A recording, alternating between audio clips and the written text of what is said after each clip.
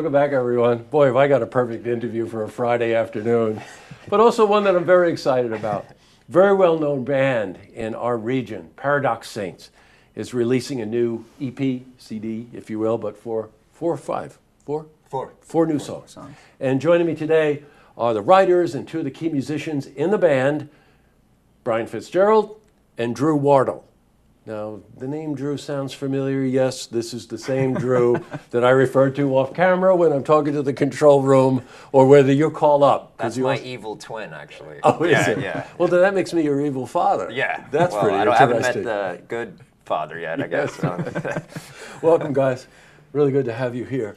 Paradox Saint, a band everybody knows about. We've seen, you've been on Tracks. Yeah. I really enjoyed the Tracks episode that you guys did. Let's start maybe just with some of the basic things here. You know, everybody always wants to know what's going on behind the music, right? So Brian, tell me about your influences.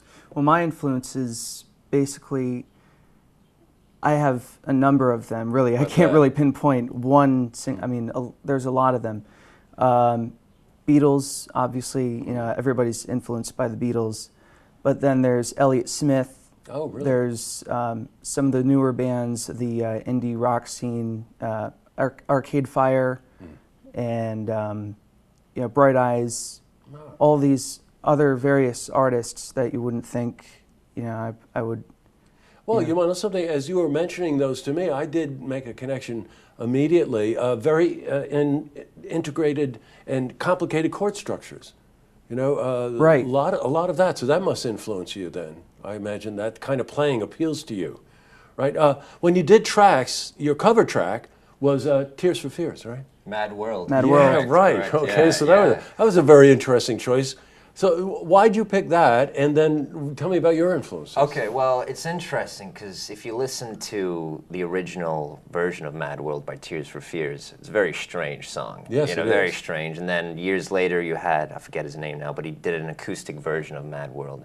So there's never been, and I don't think I've ever heard an actual rock band do Mad World. I'm sure there's plenty of them, but I haven't heard any popular ones do it. So we said, well, let's do it, you know. And so we kind of amped it up a little bit, put a good beat behind it. You sure did. And so, yeah, I mean, that's just one of the many influences for me personally. I love the 80s post-punk, new wave stuff, Joy Division, Echo and the Bunnymen, love that stuff. Also, huge fan of the Kinks, 60s, huge fan of David Bowie. But then if you fast forward to the 90s, I love the Britpop scene. I love you know, bands that predate Oasis, you know, and Blur and all that stuff, things that kind of led up to that, you know. And then early 2000s stuff, bands like, a lot of British stuff, but I also really appreciate the Strokes, bands like the Strokes, very guitar-oriented. So. Yeah, you know what seems to me a common thread there? Melody. All of these pop bands, whether the British pop bands or from here, always, they're catchy. You know what I mean? If you understand what I mean there, that the hooks are in there. Right. Nice choruses, infectious sounding choruses and stuff like that. It's funny you say that because I remember a quote by Morrissey, by the Smiths, and he specifically said, you know, because the Smiths were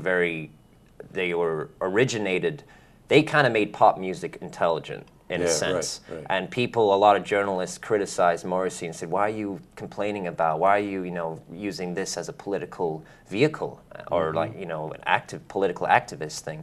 And he would say, well, why not? You know, pop music should be intelligent. It should have something to say. You know, people expect pop music to be mindless.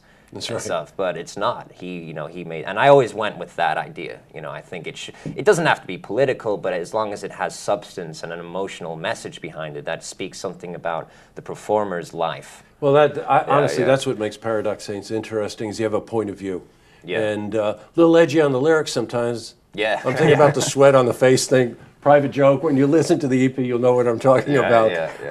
You know, frequently when artists put out an album, it's usually a collection. There's a theme behind it. So I've asked you about your influences. Anything thematically about this EP that you want to talk about?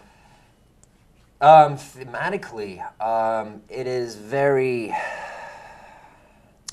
Well, you mean in terms of concept, or is Well, it could be concept. You know, there are Okay, obviously concept albums. I'm thinking of The Who with Tommy or something. Right. But no, I mean, are these songs you played out a lot? Yes. And you feel that you fine-tuned them to the point where they're ready to be put down. That's exactly it. Oh, We have a collection of like 30 original songs, and obviously we can't unless we do a double or 3 CD album, which no one's ever going to listen to. You know, we don't. We have to make it a little more concise, and these are the songs that people would be more familiar with, and these are the songs that have proven themselves in a live setting, have held their ground in terms of audience. You know, they've liked them the most, and we like them the most too. So. Sure. Well, I think that's an important point. Yeah. You know, one thing that musicians do a lot when you call a tune roadworthy, you really are referring to the fact that they played it out a lot.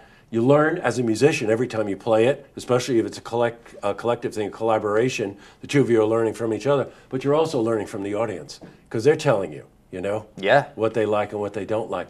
Now, tonight at Putnam Den. Yeah.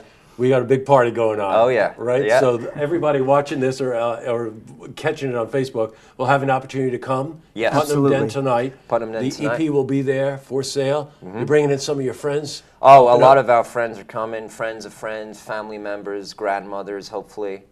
Great. How about adopted fathers? Adopted father, yeah. I hope you Absolutely. come. Bring them all. That's great. What time gets rolling tonight? You want to...